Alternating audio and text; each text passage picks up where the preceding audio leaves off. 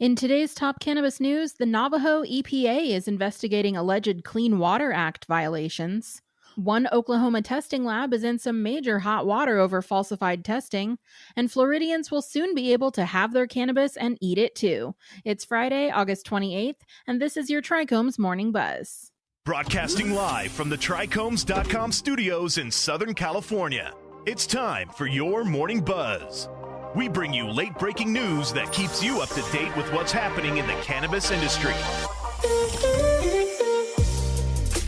First today, a New Mexico hemp farm is suspected by the Navajo EPA of Clean Water Act violations. The Navajo Environmental Protection Agency says it suspects a hemp operation in northwestern New Mexico has violated the Clean Water Act, enough to shut down the farming for which it is under investigation.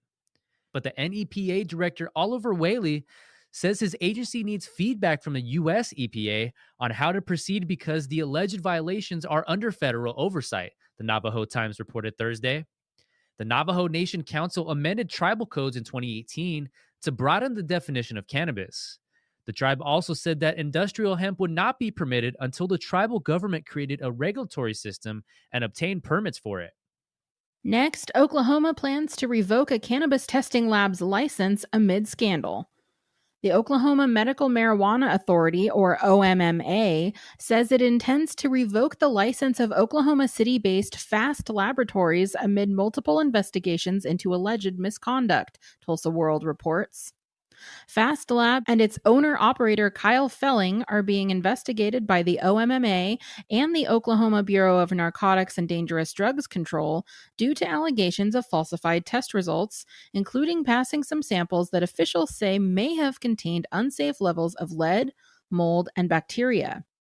Regulators accuse Felling specifically of manipulating test results on about 40 separate occasions, some of which included products that failed testing due to lead, Staphylococcus aureus, mold, or salmonella, according to the report.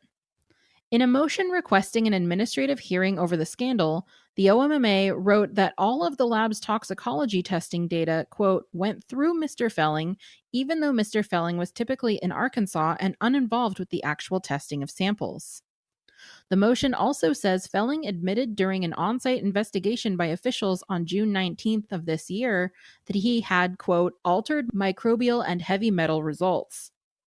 Follow-up investigations in July, meanwhile, uncovered at least 26 instances in May where residual solvent testing did not occur, but the testing lab reported that the samples had passed anyway.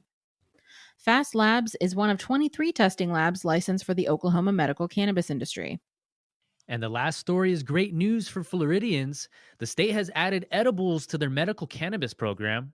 The Florida Department of Health quietly approved emergency rules on Wednesday night that established a regulatory framework for the manufacturing and distribution of medical cannabis-infused edibles, the Miami Herald reports. The edibles rules are reminiscent of other medical cannabis programs. Products cannot be brightly colored or made into shapes that could be considered appealing to children.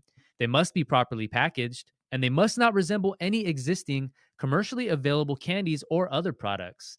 The Health Department, which oversees Florida's Office of Medical Marijuana Use, will require edibles manufacturers to acquire annual food permits costing up to $650 per year. Allowed edible products include lozenges, gelatins, baked goods, chocolates, and drink powders.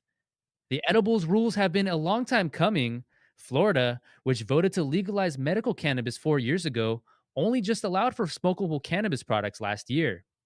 Cannabis company Trulieve, which operates dozens of dispensaries around the state, said in a Thursday morning press release that the company had prepared a 10,000 square foot commercial grade kitchen at its production facility in Quincy for edibles manufacturing. The release also announced new partnerships with specialty edible brands like Binsky, Bang, District Edibles, and Love's Oven.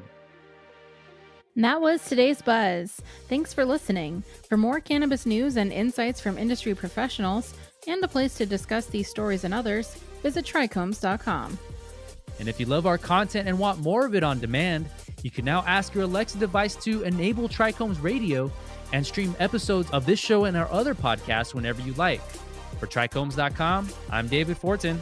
And I'm Allison Ben-Yehuda. Take care.